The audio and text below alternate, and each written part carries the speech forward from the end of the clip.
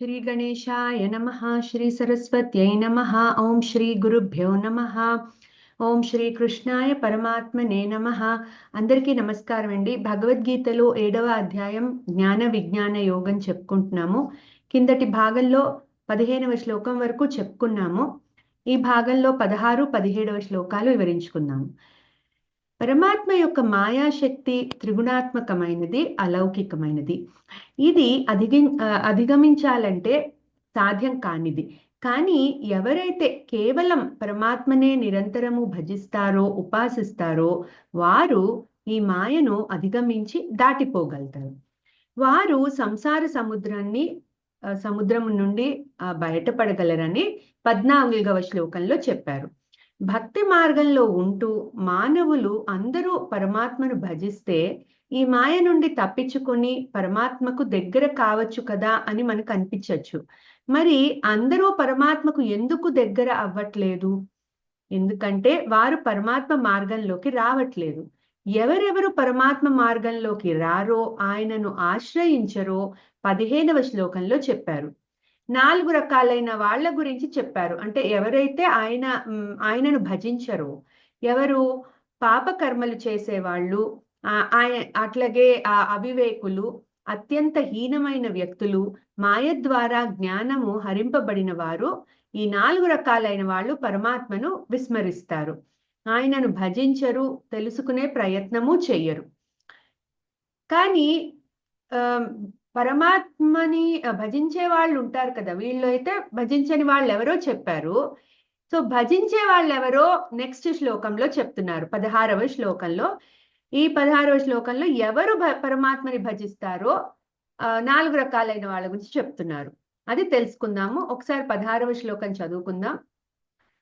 చతుర్విధా భజంతే మాం జనాః సుకృతినోర్జున ఆర్తో జిజ్ఞాసురర్థార్థి జ్ఞానీ చ భరతర్షభ.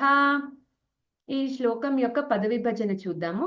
చతుః విధా భజంతే మాం జనాః సుకృతినః అర్జున ఆర్తః జిజ్ఞాసుః అర్థ అర్థి జ్ఞానీ చ భరతర్షభ. ఇక్కడ అర్జునుడిని 2 విధాలుగా సంబోధిస్తున్నాడు. ముందు అర్జున అని, తర్వాత భరతర్షభ అని.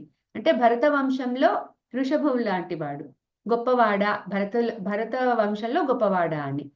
సో ఇక్కడ ఇది ముందు మనం చూద్దాము. చతుర్విధ భజంతే మాం అంటే ఇందులో ఎవరైతే నన్ను 4 రకాలైన వాళ్ళు నన్ను భజిస్తారు. చతుర్విధ అంటే 4 రకాలైన వాళ్ళు. భజంతే మాం నన్ను భజిస్తారు అంటే ఉపాసిస్తారు. జనాః సుకృతినః అంటే వీళ్ళు ధర్మపరాయణులు, అంటే ధర్మంగా ఉండే మనుషులు.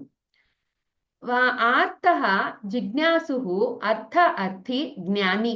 సో ఈ నలుగురు, ఆ 4 రకాలైన వాళ్ళు ఎవరైతే ఈయన్ని పరమాత్మని ఉపాసిస్తారో వాళ్ళు ఆర్తః అంటే శారీరక గాని మానసికంగా గాని కష్టాలు అనుభవించే వాళ్ళు. సో అటువంటి వాళ్ళు పరమాత్మని ఆశ్రయిస్తారు. ఎందుకు? ఆ కష్టాలు తగ్గిపోవడానికి. తర్వాత జిజ్ఞాసు అంటే ఈ మెటీరియల్ వరల్డ్ లో నే కాకుండా, అంటే ఎటర్నల్ గురించి తెలుసుకోవాలి, పరమాత్మ గురించి తెలుసుకోవాలి, తత్వజ్ఞానం తెలుసుకోవాలి, అద్వైతం తెలుసుకోవాలి అని ఇట్లాంటి జిజ్ఞాస, ఇంట్రెస్ట్ ఉన్న వాళ్ళు జిజ్ఞాసు అంటారు. అంటే పరమాత్మ జ్ఞానం గురించి జిజ్ఞాస ఉన్నవాళ్ళు.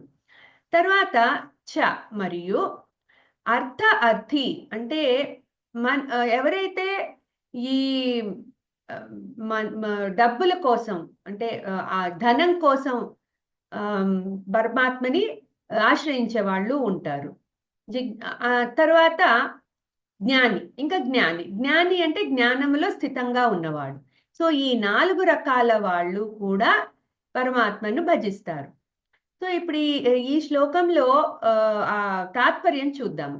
ఓ భరత శ్రేష్ఠుడా అర్జున, ధర్మానుసారం జీవిస్తూ శుభ కర్మలను ఆచరించే ఆర్తులు అంటే ఆపదలో ఉన్నవారు, జిజ్ఞాసులు అంటే జ్ఞాన సముపార్జన కోసం ప్రయత్నించేవారు, అర్థులు అంటే ప్రాపంచిక వస్తువుల కోసం ధన సంపాదన కోసం చూసేవారు, మరియు జ్ఞానులు జ్ఞానమునందు స్థితులై ఉన్నవారు అనే 4 రకాల జనులు నా పట్ల భక్తితో ఉంటూ నన్ను భజిస్తారు.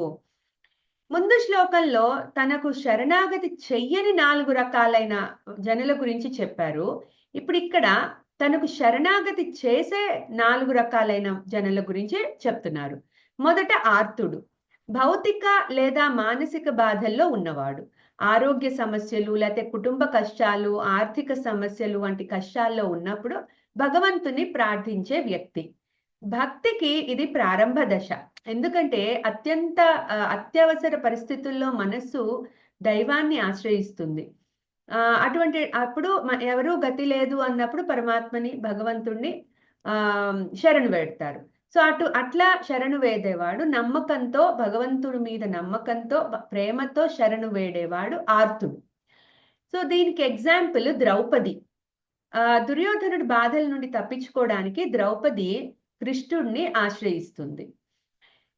తర్వాత రెండో రకమైన వాడు జిజ్ఞాసు, అంటే జ్ఞానాన్ని కోరేవాడు, జ్ఞానం కోసము తపించేవాడు, భగవంతుని గురించి తెలుసుకోవాలన్న ఆసక్తి కలిగినవాడు. అతడి భక్తి ఉన్నత స్థాయి భక్తి. ప్రాపంచిక వ్యవహారాలలో ఉంటున్నా ఒక గురువుని ఆశ్రయించి ఆత్మజ్ఞానము లేకపోతే పరమాత్మ జ్ఞానము తెలుసుకోవడానికి ప్రయత్నిస్తాడు. తెలుసుకోవాలి అని ముందు, ఆ తర్వాత ధ్యానము లేకపోతే ఆధ్యాత్మిక గ్రంథాల ద్వారా భగవంతుని గురించి ఇంకా లోతుగా తెలుసుకోవాలన్న తపన తనకు ఉంటుంది.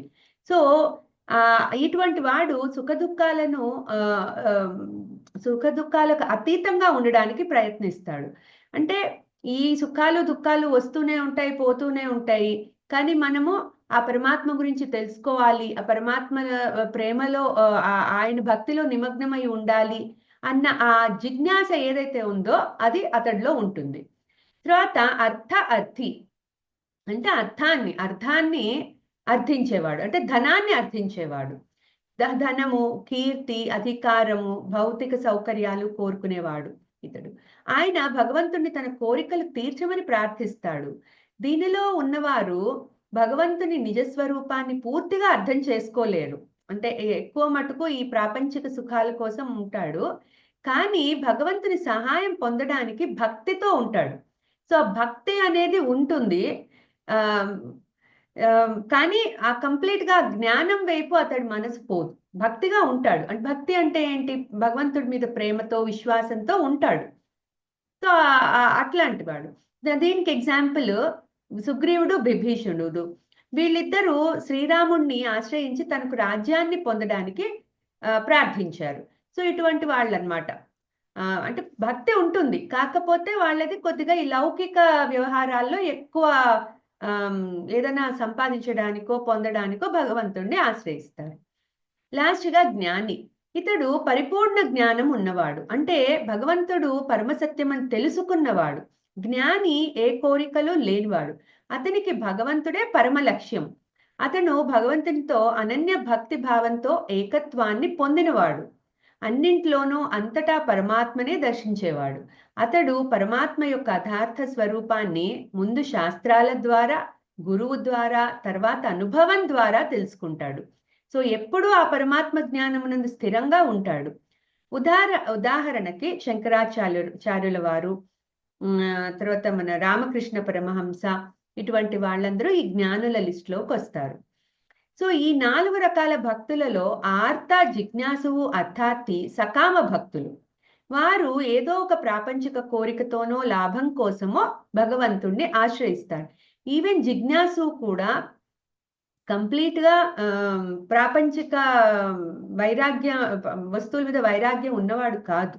ఏదో ఇది ఉంటూనే ఆ జిజ్ఞాస డెవలప్ చేసుకుంటూ ఉంటాడు. పరమాత్మ మీద భక్తి ఉంటుంది, పరమాత్మ జ్ఞానం మీద ఇంట్రెస్ట్ డెవలప్ చేసుకుంటూ ఉంటాడు. సో ఇతను కూడా సకామ భక్తుడే. కానీ వీరందరూ కూడా ధర్మానికి కట్టుబడి ఉండి మంచి పనులు చేస్తూ జీవిస్తారు. ఇంకా 4వ రకమైన భక్తుడు జ్ఞాని మాత్రం నిష్కామ భక్తుడు. జ్ఞాని పరమాత్మను అనుభవంలోకి తెచ్చుకున్నవాడు కాబట్టి పరమాత్మ యొక్క జ్ఞానమునందు స్థిరంగా ఉండి ఆ జ్ఞానంలో సమస్త కోరికలు నిశ్శేషంగా తొలగిపోయినవాడు. అతడు సహజంగానే భగవంతునిపై భక్తితో ప్రేమతో ఉంటాడు. ఇంక ఈ లౌకికమైన వాటితో అతనికి ఎటువంటి సంబంధము ఉండదు. సో కంప్లీట్ గా నిష్కామ భక్తుడు అతను. శ్రీకృష్ణుడు ఈ ఈ శ్లోకంలో చెప్తున్నట్టు భగవంతుని దగ్గరకు వచ్చే ప్రతి ఒక్కరికి కర్మఫలం ఉంటుంది, కానీ పరిపూర్ణ మోక్షాన్ని పొందే భక్తి జ్ఞానిదే. ఎందుకంటే వీళ్ళు మిగతా వాళ్ళందరూ కూడా వాళ్ళ కర్మలలోంచి కర్మఫలాల నుంచి వాళ్ళు ఉన్న కర్మని సఫలం చేసుకోవడానికి కర్మలు చేస్తూ ఉంటారు, ఆ కర్మ ఫలాన్ని. అలాగే కర్మలు చేసినప్పుడు కొత్త ఫలాలు వస్తూ ఉంటాయి. సో ఇది వీళ్ళకి ఇంకా ఆ కంప్లీట్ నాలెడ్జ్ ఉండదు ఈ సకామ భక్తులకి, అర్థార్థి జిజ్ఞాసులకి. కానీ జ్ఞానికి మాత్రం ఇవేవి పట్టవు, ఇవన్నీ దాటిపోయిన వాడు. సో భక్తి ఇప్పుడు ఈ శ్లోకం ద్వారా ఏం చెప్తున్నారంటే, భక్తి ఎవరికైనా కూడా బాధలు, కోరిక, జిజ్ఞాసుతోనే మొదలవుతుంది అని చెప్తున్నారు.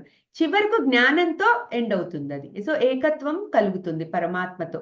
సో పరమాత్మ వైపు వెళ్ళాలి అంటే ఈ శ్లోకంలో చెప్పినట్టు ముందు ఒక అవసరంతోనే వెళ్తాడు భక్తి ప్రేమతో.